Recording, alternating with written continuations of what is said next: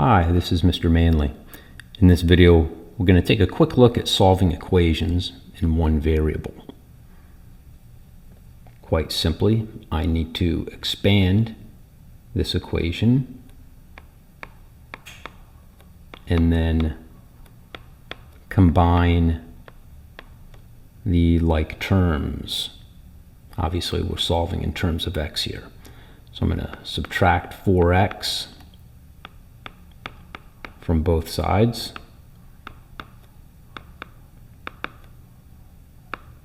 That will get us here. Then I'm going to add the 9 to both sides. That will put us here. And then divide by 2. Might as well show the detail of that. Divide by 2, divide by 2. Those 2's cancel, and x is equal to 8. Okay.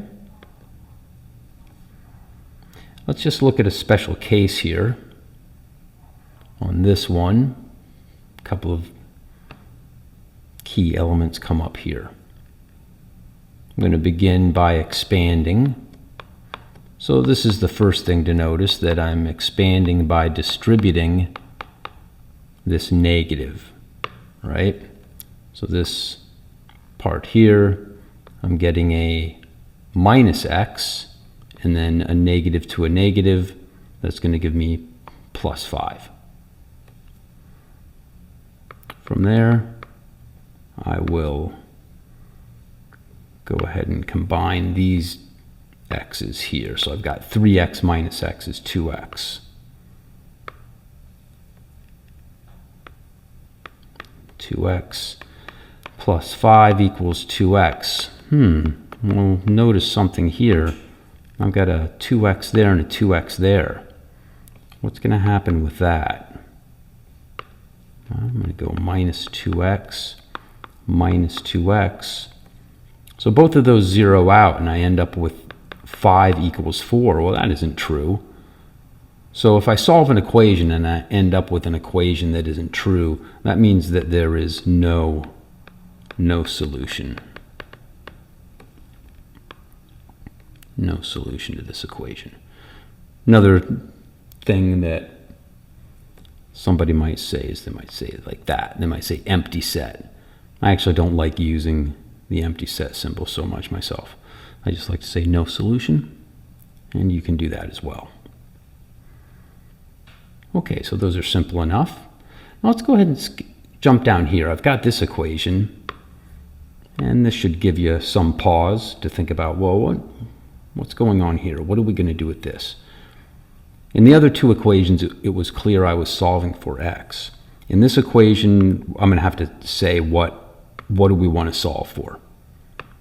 So I may say, let's say I take this and I say solve for t, lowercase t. Okay, so what's that going to look like? I'm going to go and I'm going to subtract. Let me go ahead and let me see if we can move this. I'm not going to be able to move it. I'll just rewrite it. Solve for t, and then let's say I'm going to subtract c from both sides, so I'm going to have t minus c equals ct, and I'm solving for lowercase c, so I will divide by c, and there's a couple of things here. One is that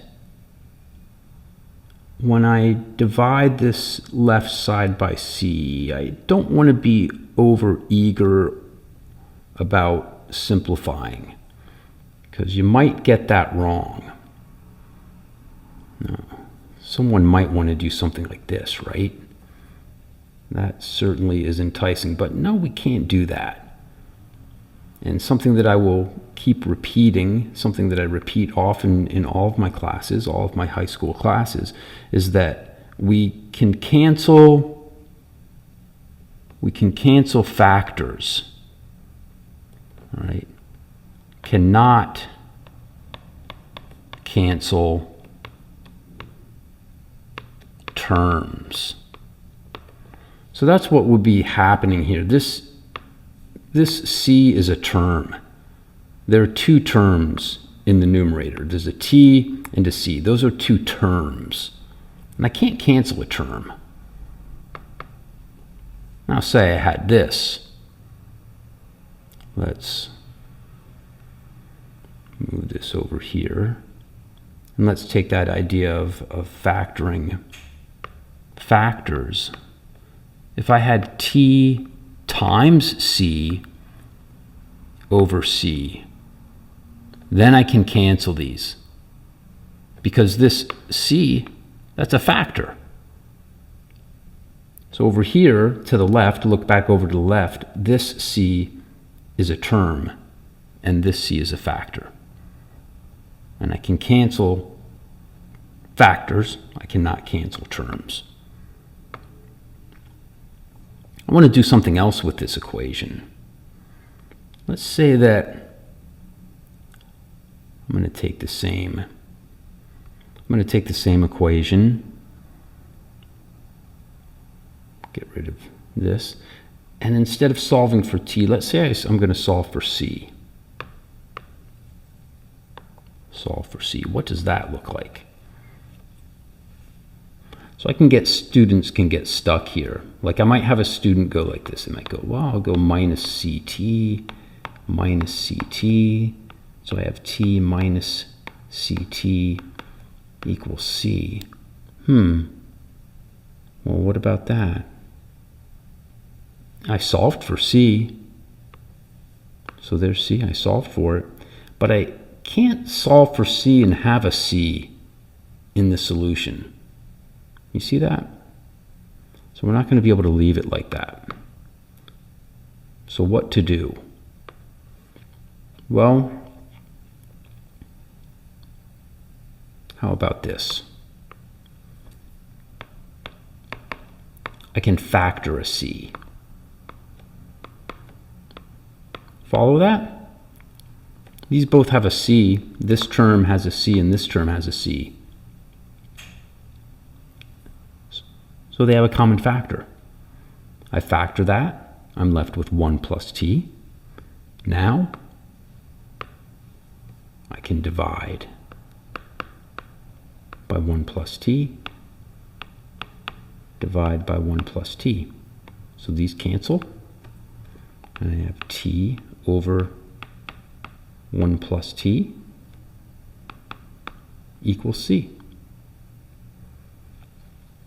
You know, convention by convention, often when we're solving, we put the variable that we're solving for on the left. It's completely unnecessary, but sometimes it just reflexively feels more comfortable to do that.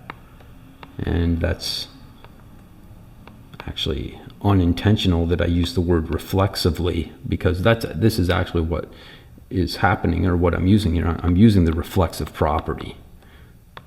The reflexive property says that if A equals B, then I can just say that B equals A. I can switch them, right? I can switch the left and right side. Okay, so there is a simple little lesson or discussion about solving for an equation in one variable. And yes, this can come up quite often as you continue studying mathematics in high school, and also in the sciences as well, certainly in physics, where I've got multiple variables and I'm solving for a single variable. And how do I do that?